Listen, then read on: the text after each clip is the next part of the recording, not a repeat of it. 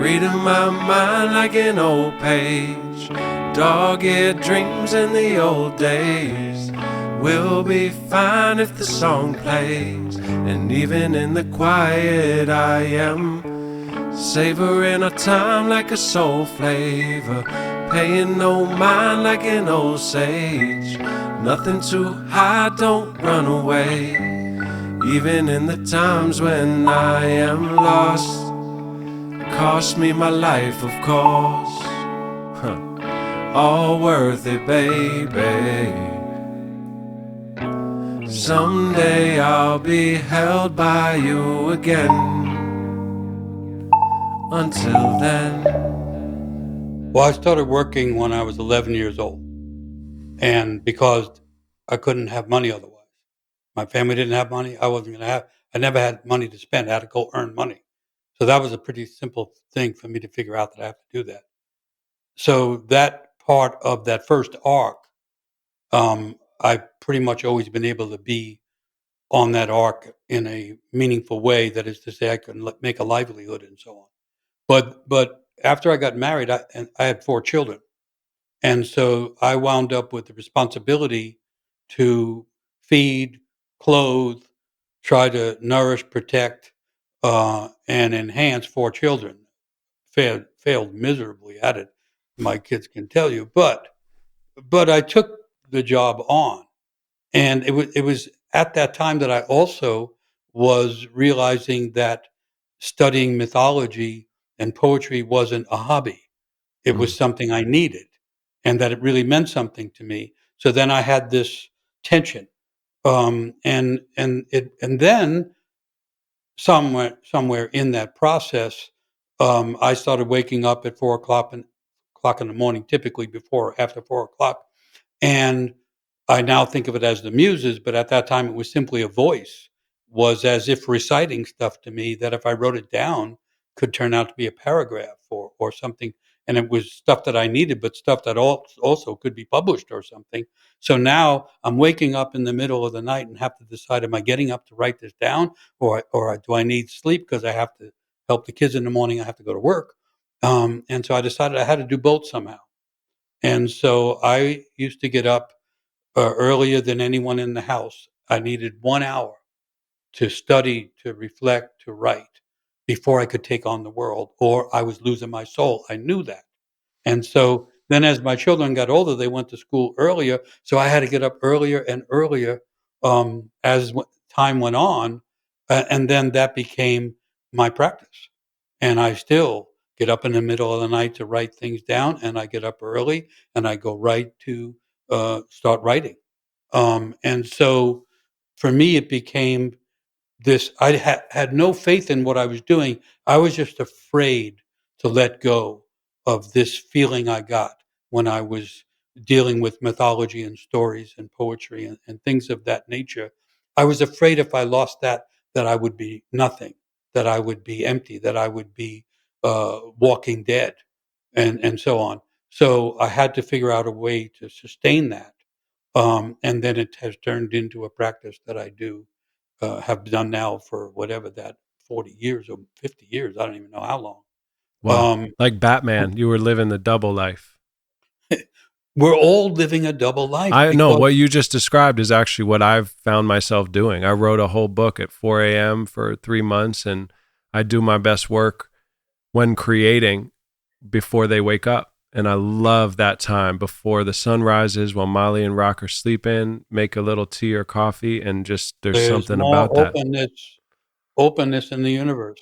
So that's the tension and that's the stress. I didn't know that I was following a calling. At first I thought it was a hobby. And that's the only way I could explain my interest. But then when it became threatened, I realized, no, this is a lifeline. Mm-hmm. And if I let this go, I won't even know who I am. Mm. And I might be just a parent. I mean, being a parent is a pretty cool thing and can be amazing, but that's not enough. Mm-mm. Even for the child. The No, it's child doesn't need a parent. They need a fully expressive human being that can reflect back to them something about the fullness of life and the pain of life. And so anyway, that was so I was in that tension for a long time. And even later, I did not know that I was supposed to be doing anything in public. I just knew that I loved this stuff. And I didn't know I was supposed to be a storyteller or any of these other things. I didn't know that. For me, that came later that I Did realized. someone find you? And I guess now, thank you so much for all of that. That is Yeah. really medicinal and powerful for me, and hopefully others listening when this is shared. But once you establish that, knowing that this was more than, it was a survival, it was a calling, it was a lifeline.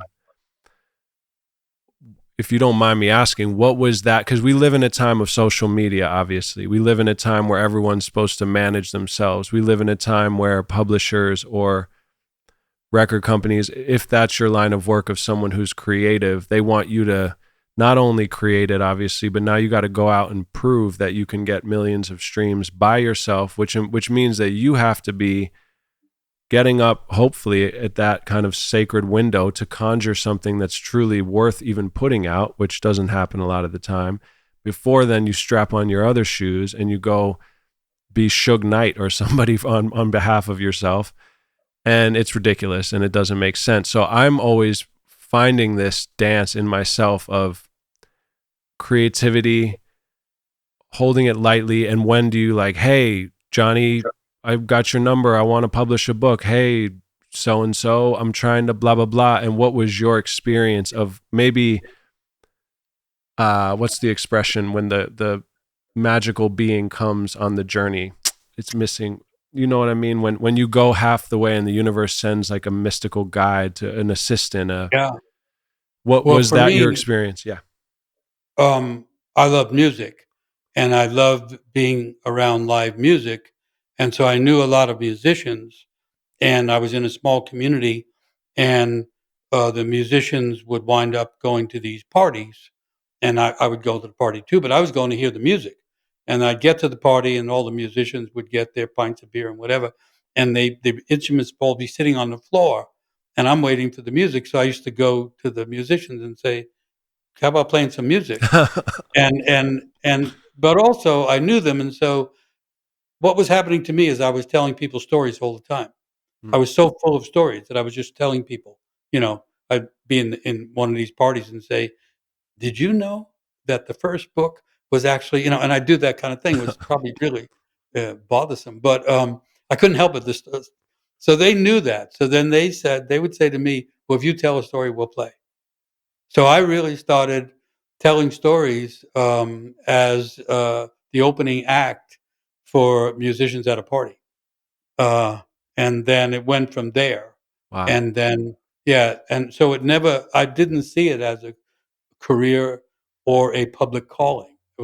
I was just so in it that I couldn't hold it in any longer. And then almost it seemed like of its own, it opened up. And then I And then met some. and then Suge Knight signed you to Death Row Records. No, I started meeting some key people who said, you should probably you know, start telling stories on a stage. Wow. Um, and so I wasn't young. Had been doing this inside and quiet for a long time. Beautiful. And then I got an invitation to tell a story on a big stage, in San Francisco, invited by people I didn't know. I didn't even know what I was getting into. And Wow. I found myself on this stage. And I was really afraid. I was afraid that someone was going to say, you have no right to do this, or Mm. you're kind of pathetic or something. I mean, really, my fears. Anyway, and sure enough, before I started, someone in the audience said, "I just want to say this is all wrong." My exact, close to my fear, and I said, "Well, what's wrong?" And it was a woman, and she said, "Well, I came here because you're supposed to tell stories, and I find myself sitting in this theater." Looking at the stage, and we should be sitting in a circle somewhere. Huh. And there was a certain truth to that, but that wasn't gonna help me get going. So I said, without knowing I was gonna say this, I said, "We are in a circle." And Mm. she said, "What do you mean?" And I said, "Well, the front of the circle is the theater with the arc of seats, Mm. and you're looking at the stage, and you think this is just a stage, but a stage has a curtain, and behind the curtain are all the ancestors filling in the seats Mm. in the arc. that meets the arc that everybody there is sitting in. We're in the middle of a circle. We're always in the middle of a circle. And I'm telling stories not just to impress someone in the audience, but because the ancestors said we really need to be telling stories in order to maintain the circle. So if it's all right with you, I'll start telling a story. Please. Wow. Oh, I thought I was her for a second. I was like, yeah, go ahead. Yeah, of course. That's what the audience said. Go on, Wow. And then I realized, oh, that's right. That the ancestors are kind of with me on this journey. They Wow. showed up and gave me that idea. And so that from that night, I realized the ancestors more or less had my back. Wow. I didn't know that. And that's something a storyteller needs to know. Big time. And that's why before I asked this random question that I hadn't planned, I mentioned not giving away my power. And it was so nice to hear your story, separate from myself, obviously just appreciating your journey as another being, and then parts that do align, but I don't need to hungrily try to Xerox a method because we're all on our own path. One of my favorite novelists, Haruki Murakami, talked about his path. Just like one day he said I could write a novella. He was running a bar. He wrote it. It won. It was like a crazy story of him. He mailed in the only copy he would never have written again. And he's one of the greatest writers. And I'm like, well, shit, I have definitely not had that experience. No, everybody has their own experience. Exactly. And that experience can be unfolded. I can go back to that moment like I just did, and I can keep unfolding that moment. Beautiful. Something that I didn't know, I only partially knew it was inhabiting me, wanted to tell stories. And I could not in the moment forsake the story just because I was afraid and my fears had been called right into the open.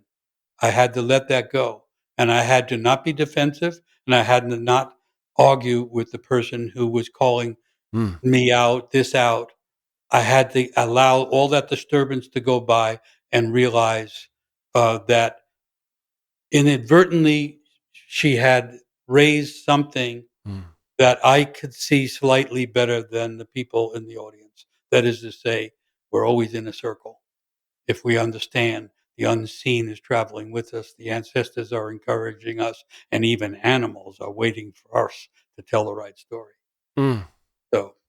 So whatever a person's story is, it's you can unpack it. And there is a truth for me in all of those stories. Yours, Haruki, anybody I've studied in that way. And it's that moment of realizing the ancestors have your back and then letting them ride with you and rolling with what happens. That's what I've found recently is life has been telling me personally, is just like the moment you stop, you keep saying you're all in and you're committed and it's amazing, but when that 10% you give us all away, so I'm just trying to get more steadfast, even in my moments of weakness, in a commitment to who I am and just being me and not needing to prove that. So it's beautiful. We have to become the protagonist in our own story.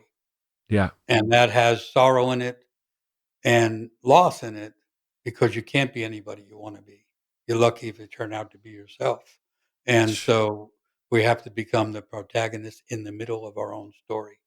And then from there, the muses help out, the ancestors help out. And it's not that we don't suffer, that we just suffer with more style and a little bit more aim. And our limp has a nice rhythmic bop to it. There you go.